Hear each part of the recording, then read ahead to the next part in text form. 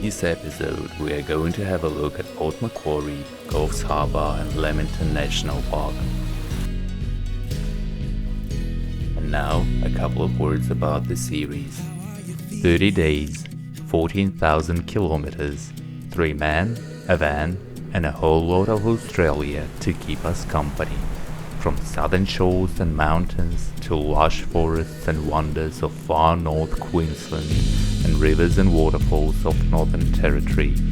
Beautiful landscapes, diverse wildlife, wind, rain, sweltering heat, amazing sunrises and breathtaking sunsets, and an endless canopy of a night sky.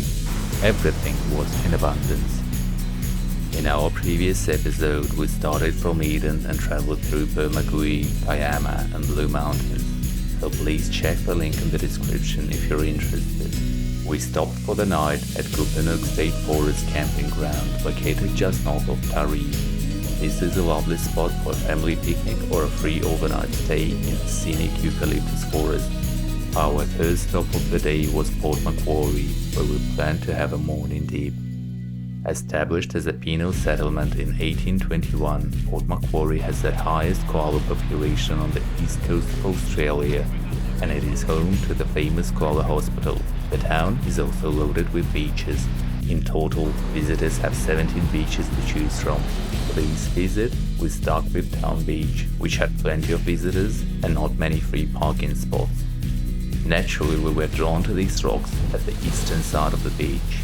And it was on these rocks that I have noticed something in the water. I was genuinely thrilled when a pod of dolphins graced us with a sighting, but there was something else. Whales. That was a dream come true for me. I stayed away not to bother these gentle giants, and could not believe my luck.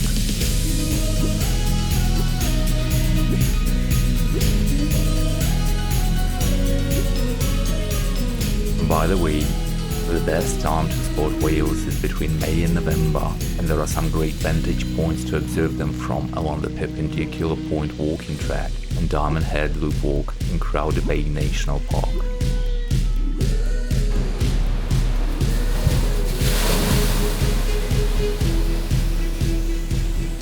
After enjoying the town beach, we decided to have a quick tour of the coastal walk.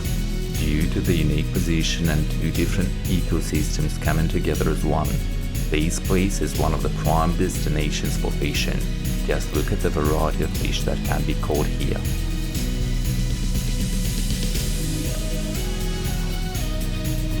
There are many walks, tours and places offering insight into the town's colourful past, such as Hastings Heritage Walk, Aboriginal Bush Tucker Tour or Port Macquarie Museum. We would love to stay here a bit longer, but it was time for us to be back on the road. The last thing you expect when you keep out of capitals is the traffic, and here we copped a massive surprise.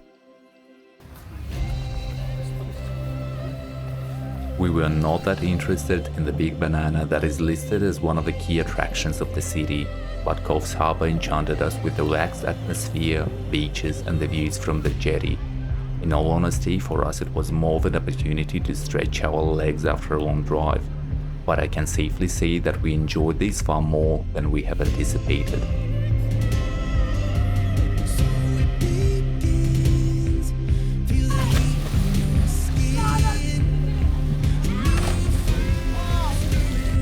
As it was Sunday, we used the opportunity and popped into the harbourside markets to buy some local honey. This boutique market by the beach is open every Sunday from 8 AM to 2 PM.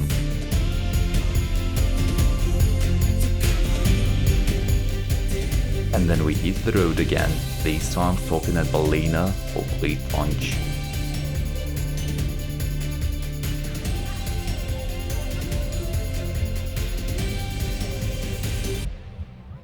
Funnily enough, this was the second consequent stop in a place famous for one of Australia's classic oversized big things. This time it was big prawn, and as with the big banana, we weren't particularly interested, opting for a quiet meal on the bank of Richmond River instead.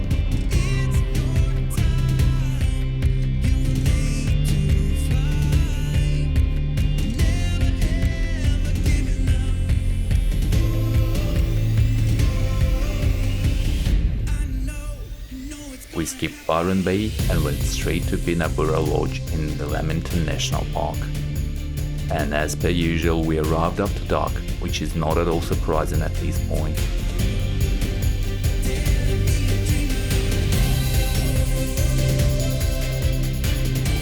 In the morning, after a quick breakfast, we went for a short hike around Tullawallal Circuit, famous for its Antarctic beech trees. A few words about the park.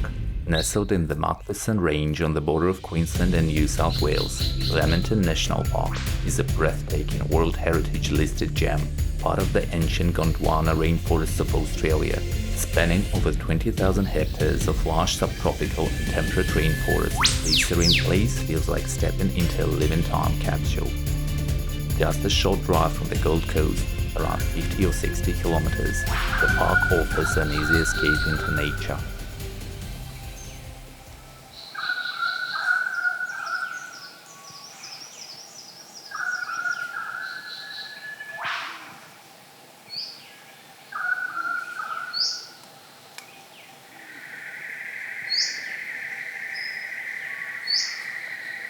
As a southerner, I was very excited to see one of the brush turkeys, which are quite common in the area and are not that shy around people.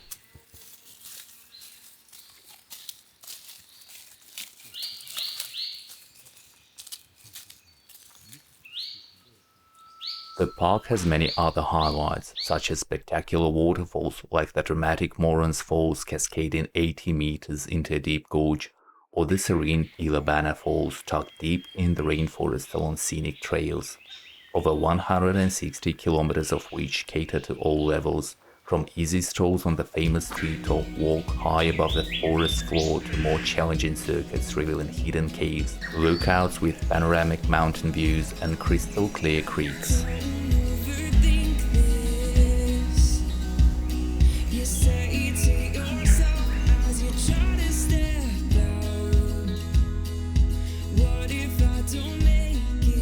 The smell here is just astonishing. So happy to be here. It's early in the morning, 6 a.m. The wildlife is amazing. So many birds. This spot is the first one on our trip that almost screamed tropics. Everything felt and looked very different, trees and other plants, exquisite scents and aromas, but the main factor were sounds. There were so many unfamiliar bird calls, and this is one of the culprits, green catbird. You have heard its calls earlier in the video, and I'm very sorry for the shaky footage. As for the other wildlife, there are over 160 species of birds calling this park home. Among those are colorful bowerbirds and the second species of lyrebirds, the Albert's lyrebird. Despite my keen interest, we simply did not have the time to search for the latter, so this time we opted for a quick glimpse into one of Australia's natural wonders.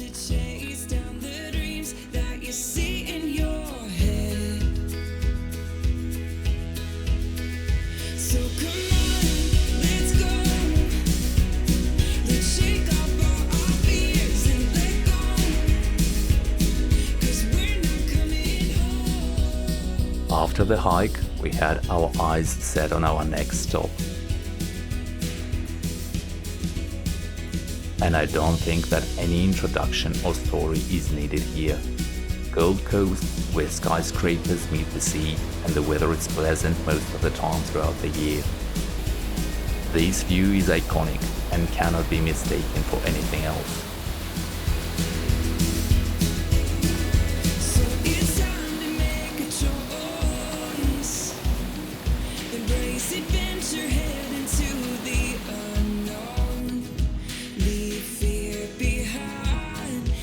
After we spent some time here enjoying the beach, we got back on our way up north. As stopping in Brisbane was not a priority, we just drove past, while enjoying some of the views of the city. And it was around this time when we decided that we were going to stop for the night somewhere close to Benaraby. However, that is a story for another day. The last couple of days were not rich in terms of photo opportunities, but there is not going to be a photo section as in my previous videos.